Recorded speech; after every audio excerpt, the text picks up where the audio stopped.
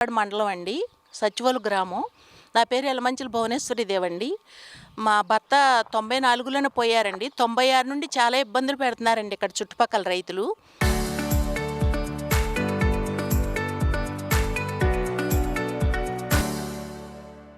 ఆ ఇబ్బందులన్నిటిని నేను ఎదుర్కోవాలన్నా ఒక ఎంప్లాయీగా కానీ, ఒక ఆఫీసర్‌గా కానీ, రెవెన్యూ డిపార్ట్‌మెంట్ కానీ, పోలీస్ డిపార్ట్‌మెంట్ కానీ నాకు అసలు అనుకూలంగా స్పందించట్లేదండి. నేను ఏదైనా కంప్లెయింట్ పట్టుకెళ్ళినా స్టేషన్‌లో కానిస్టేబుల్స్‌తో సహా పిచ్చితనంగా చూడటం, పిచ్చి మాటలు మాట్లాడటం కూడా చేస్తున్నారండి. ఈసారి నేను పోలీస్ స్టేషన్ కూడా వెళ్ళలేనండి. ఆళ్ళతోటి ఆ చూపులు నేను భరాయించలేను. కనుకండి మరి ఇక నేనేం చేయాలనేది మన సీఎం గారు వీళ్ళందరూ కూడా ఏమి చేస్తున్నారో, ఏమి చెబుతున్నారో వీళ్ళేమీ అమలు జరపట్లేదండి ఇక్కడ. నాకు 63 సంవత్సరాలు వచ్చిన మహిళని ఇన్ని రకాల ఇబ్బందులు పెట్టేటప్పుడు గవర్నమెంట్ విలువ ఏముందండి ఇంకా? నాకు గవర్నమెంట్ ఉంది కదా! గవర్నమెంట్ మీద ఆధారపడి బతకాలి కదా నేను కూడా. ఒక ఆడదానిగా మరి నాకు ఏ సెక్యూరిటీ లేనప్పుడు అందరూ ఎగబడిపోయి కుక్కల్లాగా ఎగబడిపోతున్నారండి. అదే కుక్కలు అనుకోండి, ఏ కర్ర పట్టుకుంటే వెనక్కి తిరుగుతున్నాయండి. వీళ్ళు వెనక్కి తిరగట్లేదండి, నా మీదకి విజృంభించుతున్నారు. మాట మాట్లాడితే దీన్ని సాగుగొట్టి అవతల పారేస్తే వదిలిపోతుంది, దీనికి అసలు దిక్కు మొక్కు లేదు, ఎవరుండారు దీనికి అనే మాట ఎక్కువ భరాయించాలంటే కష్టంగా ఉందండి. కనుక నాకు ఒక పాప ఉందండి, బాబు యాక్సిడెంట్లో పోయాడు. కనుక ఆ ఉండ పాపకి బిడ్డలో వాళ్ళన్నా తిని స్పందించాలి కదండి, అనుభవించాలి కదా ఈ ఉండాస్తిని.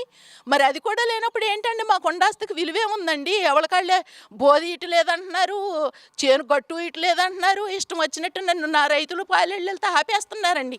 అట్టంటప్పుడు నా పరిస్థితి ఏంటండి ఇక్కడ? ఇప్పుడు పోలీసులు చెప్పడం ఏంటండి, పోలీసులు అట్లా పట్టించుకోవట్లేదండి. ఇప్పుడు శ్రీను అనే అతను ఉన్నారండి, ఎస్ఐ గారు కొత్తగా వచ్చారు.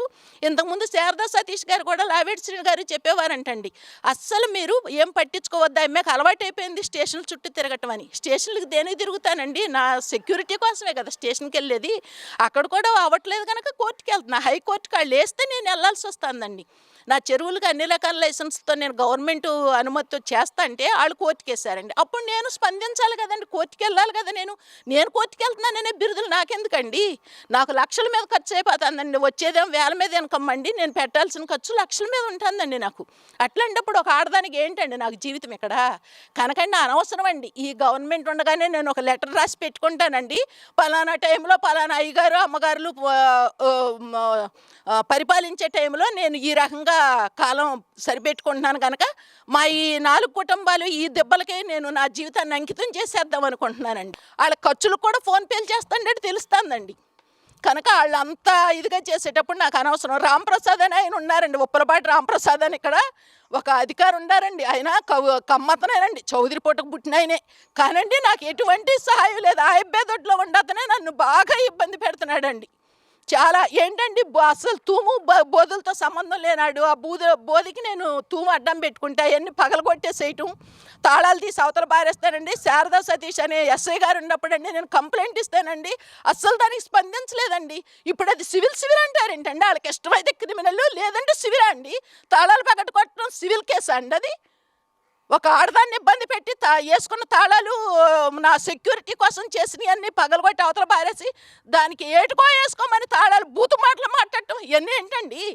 ఒక ఆడదానిగా, ఉన్నతమైన కుటుంబంలో పుట్టిన ఆడదానిగా నేను ఇవన్నీ భరాయించలేనండి. చాలా కష్టం అండి ఇక్కడ. అసలు ఆర్డీఓ గారి దగ్గరికి వెళ్తే ఆర్డీఓ గారు ఏదో చెప్పి కారు కూడా ఎక్కలేదండి. అమ్మ రేపు రమ్మంటారు అంటే మీరు రానివ్వద్దు, ఫోన్ చెయ్యవద్దు, నేను విఆర్ఓకి అప్పచెబుతాలే. దానికి నాకు అన్నీ అనుకూలంగా ఉంటే చాలండి. నాకెవరు ఎదుర్కొని నా హక్కులను ఉల్లంఘించకుండా ఉంటే చాలండి. నాకేం వద్దండి, ఎవరిదే వద్దండి నాకు. ఆ ఆఫీసర్లుగా వాళ్ళు నాకు హెల్ప్ చేసి పెడితే చాలండి.